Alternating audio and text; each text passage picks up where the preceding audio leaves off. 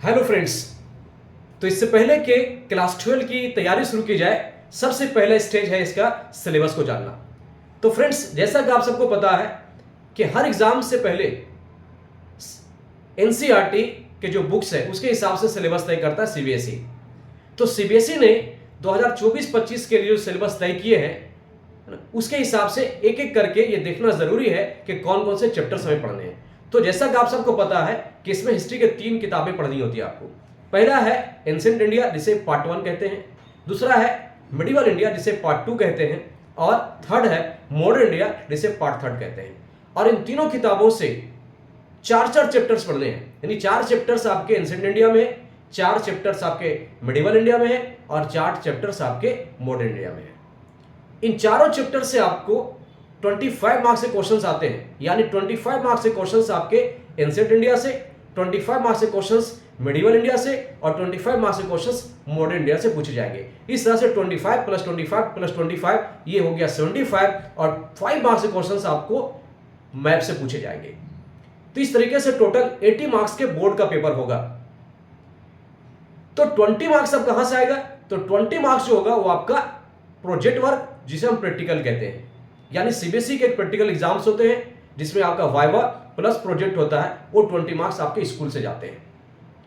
तो 80 मार्क्स के आपके बोर्ड एग्जाम्स होंगे। तो उसमें सबसे पहले देखते हैं कि पहला जो बुक हमारी है यानी एंशिएंट इंडिया जिसे हम पार्ट 1 कहते हैं, इसमें आपके टोटल 4 चैप्टर्स है।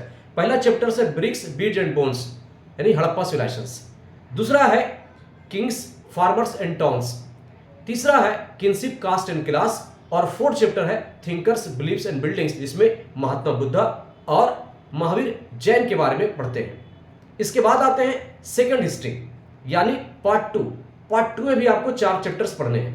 पहला है India through the eyes of traveller, दूसरा चैप्टर है सूफी भक्ति ट्रेडिशंस, तीसरा चैप्टर है एन इंपेरियल कैपिटल विजयनगरा, और 4th चैप्टर है पीजेंट्स, जमींदार एंड द स्टेट।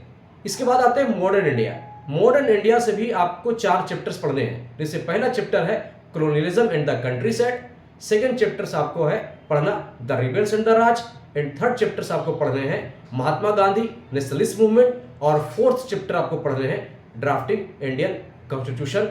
तो ये 4 चैप्टर्स मॉडर्न इंडिया के हो गए। तो 4 एंशिएंट इंडिया, 4 मिडिवल इंडिया और 4 मॉडर्न इंडिया, ये सब के पढ़ने हैं। अब इसमें अगर आपको बात किया जाए कुछ एनालिसिस की, जैसा कि मैंने अपने इंट्रो वीडियो में कहा था कि मैं यहाँ पे सभी बच्चों को ध्यान में रखकर क्लास लेने वाला हूँ। ये हिंदी और इंग्लिश दोनों में होगी, साथ ही साथ क्लासेस के बाद मटेरियल्स भी आपको मिलेंगे, क्विज भी होगा, इंपॉर्टेंट क्वेश्चंस भी मिलेंगे, साथ ही साथ एक एनालिसिस होगा कि कौन से चैप्टर सबसे ज्यादा इंपॉर्टेंट है जिसे आपको हर हाल में पढ़ना है और किस चैप्टर को आप साइड कर सकते हो। लेकिन याद रहे कि आप जिस चैप्टर को साइड कर रहे हो उसे कंपनसेट करने के लिए जो चैप्टर्स आप सेलेक्ट कर रहे हो पढ़ने के लिए, वो चैप्टर किसी भी हालत में अच्छे प्रिपेयर होने चाहिए जिससे कि आपके कोई भी क्वेश्चंस पूछे नहीं छूटे।